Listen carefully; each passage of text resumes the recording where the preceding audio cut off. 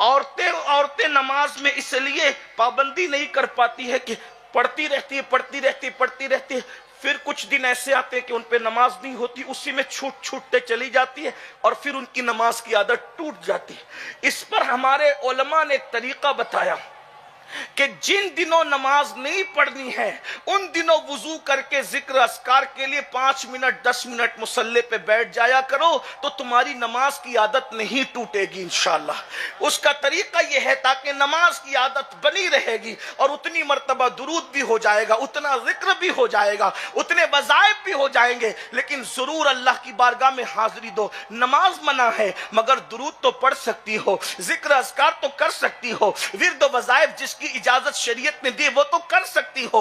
अल्लाह अकबर। ऐ खातूने जन्नत की कनीजो, एक हदीस और सुन ले फिर आगे बढ़ते हैं। अल्लाह के सच्चे रसूल सादिक व मसदूक मुस्तफ़ा करीम रऊफ़ुर रहीम सल्लल्लाहु अलैहि वसल्लम इरशाद फरमाते हैं, जहन्नम के अंदर एक वादी है जिससे जहन्नम भी एक दिन में 36 मरतबा पनाह मांगता है। इसको फ़क़ीह अबुल्लैथ समरकंदी रहमतुल्लाह अलैह ने लिखा है, दिन में 36 मरतबा जहन्नम खुद भी उस वादी से पनाह मांगता है। उस वादी के अंदर बिच्छू ऐसे हैं, अगर किसी को डंक मार ले तो अल्लाह अकबर 100 साल तक के वो जहर उसके वजूद में घूमता रहेगा और उसकी हड्डियों को चकनाचूर कर देगा। सहाबा ने पूछा, या रसूल अल्लाह वो वादी में कौन दाखिल होगा? मेरे करीम आका सादिक व मज़दूक गैबदा नबी सल्लल्लाहु अलैहि वसल्लम ने फरमाया, जो नमाज को छोड़ते होंगे उस वादी के अंदर उनको दाखिल किया जाएगा। इसलिए मेरी बहनों, खुदा के लिए जहन्नम में जाने वाला ये अमल छोड़ दो, तर्के नमाज से तौबा कर लो, तर्के सलात से तौबा कर लो। आओ आज अहद करते हैं इंशाअल्लाह नमाज की पाबंदी करेंगे। मेरी बहनों एक बात ये भी बता दूं, अगर माँ नमाज पढ़ेगी तो बेटे को नमाज की तकरीर सुनने की जरूरत नहीं पड़ेगी, बेटी को नमाज की तकरीर सुनाने की जरूरत नहीं पड़ेगी। माँ को देखकर बच्चा खुद नमाज पढ़ेगा, माँ को देखकर बच्ची खुद नमाज पढ़ेगी। और एक बात आपसे कह दूं, नमाज पढ़ कर देखो नमाज में क्या नहीं मिलता। अल्लाह अकबर। अरे नादान मेरी बहन, जब अल्लाह का फरमान आ गया कि सजदा करो और अल्लाह से करीब हो जाओ, आयत सजदा इसलिए मैं उसको नहीं पढ़ रहा हूं, तिलावत नहीं कर रहा हूं मसले की नजाकत की वजह से, वरना आपको जो है वो सजदा आप पर वाजिब होगा, इसलिए मैं इसका मफहूम सिर्फ रख रहा हूं। अल्लाह का ऐलान कुरान में आ गया, सजदा करो अल्लाह से करीब हो जाओ, यानी जिसने सर जमीन पे रख दिया सजदे में अल्लाह का कुर्ब नसीब हो गया।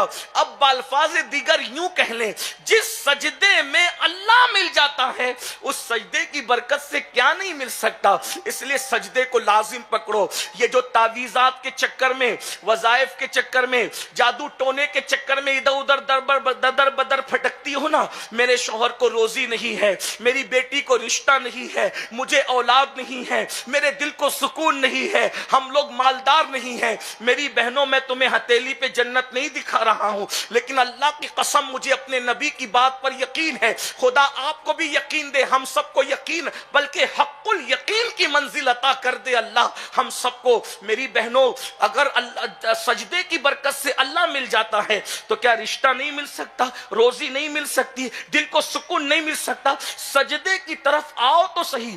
जिस दिन मेरी कौम सजदे की तरफ आ गई सच्चे दिल से, उस दिन हम सबसे बेनियाज हो जाएंगे। इकबाल ने कहा था, ये एक सजदा जिसे तू गिरा समझता है, 1000 सजदों से देता है आदमी को निजात। वो सजदा जिससे रूए जमी कांप जाती थी, उसी को आज तरसते हैं मिंबरों मेहराब। आओ अल्लाह की बारगाह में गिड़गिड़ाओ, सजदा करो। जिन बच्चियों को रिश्ते नहीं, मैं उन बच्चियों से कहता हूं, जिनके बच्चों को रिश्ते नहीं, उन माओ से कहता हूं, कभी अच्छी तरह वुजू करके 2 रकत नफिल पढ़ के मेरे अल्लाह की बारगाह में महबूब का वसीला देकर गिड़गिड़ा कर देखो तो सही।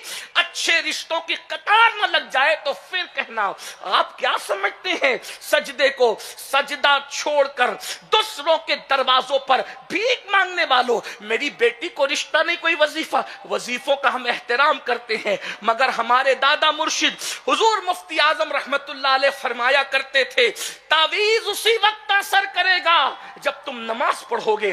खुदा से बगावत करोगे तो किसका तावीज असर करेगा? इसलिए मेरी बहनों, पहले नमाज, उसके बाद वज़ाइफ। वज़ाइफ, पहले नमाज उसके बाद तावीज़ात, पहले नमाज उसके बाद सारे काम। इसलिए पहले नमाज की तरफ आओ, नमाज पढ़कर देखो, सुकून भी है, रोजी में बरकत भी है, इंशाअल्लाह सब मिलेगा आपको। बस नमाज की तरफ आकर देखो। उसके बाद दूसरी चीज, अल्लाह अकबर। मेरी बहनों से मैं वो अर्ज करने से पहले बात आ गई तो अर्ज करूं, बल्कि रिश्ते बच्चियों को नहीं आते तो बहनें मुनकिरीन इस्लाम के जादूगरों के पास जाती है, उनके बुत खानों तक जाती है और वहां जाती है, रिश्ता नहीं, रोजी नहीं, क्या होता है वो पैसे भी लूटते हैं, फिर जालिम इज्जत भी लूटते हैं। मेरी बहनों बताओ तो सही, ऐसा ना करो खुदा के लिए। कितने केसेस ऐसे हैं, कितने वाकयात सुनने में आते हैं, पैसे भी गए, दौलत भी गई, इज्जत भी गई, आबरू भी गई, मुंह दिखाने के काबिल न रहे। मेरी बहनों अल्लाह का दर पकड़ो, खुदा की चौखट पकड़ो, खुदा के करीब आओ। और हमारा अल्लाह तो हमारे करीब है, हम उससे दूर हो गए। कितना करीब है, कुरान कहता है हुआ माकुम ऐनमा कुंतुम, तुम जहां कहीं वो तुम्हारे साथ है। और कितना करीब, यहां तक फरमाया नहनु अक़रबु इलैहि मिन हब्लिल वरीद, वो तुम्हारी शहरक से ज्यादा करीब है। जो शहरक से ज्यादा करीब, कैसे खुश नसीब है, अल्लाह शहरक से ज्यादा करीब और मुस्तफा जाने रहमत जान से ज्यादा करीब। जरा गौर तो करें, अल्लाह अकबर। हरमे काबा और हरमे मुस्तफा की बरकत तो हम दिलों में समेट कर बैठे हैं। जरा तवज्जो तो करें, कोई मोमिन होकर तो देखे, कोई यकीन लेकर तो बैठे, कोई यकीन के साथ उसे पुकार कर तो देखे, फिर न मदद आती हो तो कहना आओ इसीलिए सजदों की तरफ। दूसरी बात जो हमें जहन्नम की तरफ ले जाने वाला अमल है औरतों के लिए, वो ये है कि अल्लाह अकबर, आजकल हमारे समाज में और हमारे मुआशरे के अंदर गीबत, चुगली और हसद ये बहुत तेजी के साथ आम हो रहे हैं। लड़ाइयां क्यों हैं? उसमें ये तीनों चीजों को अमल दखल है, गीबत को भी, चुगली को भी और हसद को भी। गीबत कहते हैं इसको कि किसी के पीठ पीछे ऐसी बात करना कि अगर उसको पता चल जाए तो उसका दिल दुखे, इसको गीबत कहते हैं। और मेरी बहनों याद रखना, फरमाया गया अल गीबतु अशद्दु मिनज़ ज़िना, कि गीबत ज़िना से भी बुरा अमल है, गीबत ज़िना से भी बढ़कर है। अल्लाह अकबर। अब औरतें गीबत करती हैं, बल्कि अब औरतें क्या, बल्कि माज़अल्लाह मर्द भी करते हैं और कसरत से करते हैं। अल्लाह की पनाह, अगर लोग गीबत से बच जाएं, गीबत से बच जाएं, फिर देखिए अल्लाह उनकी इबादतों का निखार उनके चेहरे पे कैसे जाहिर करता है।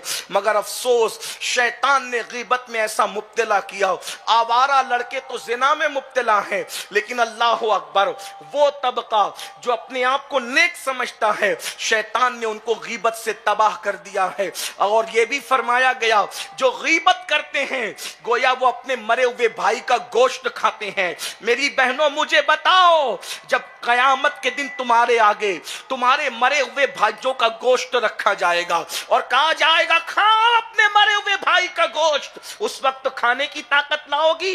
बताओ, उस वक्त खाने की हिम्मत होगी? अल्लाह अकबर। अरे सड़ा हुआ चूहा रख दिया जाए, इसको खा के बताओ तो तुम्हें उल्टी आने लगेगी, तुम्हें मतली आने लगेगी। सड़ा हुआ चूहा जब तुम नहीं खा सकती तो मरे हुए भाई का सड़ा हुआ गोश्त कैसे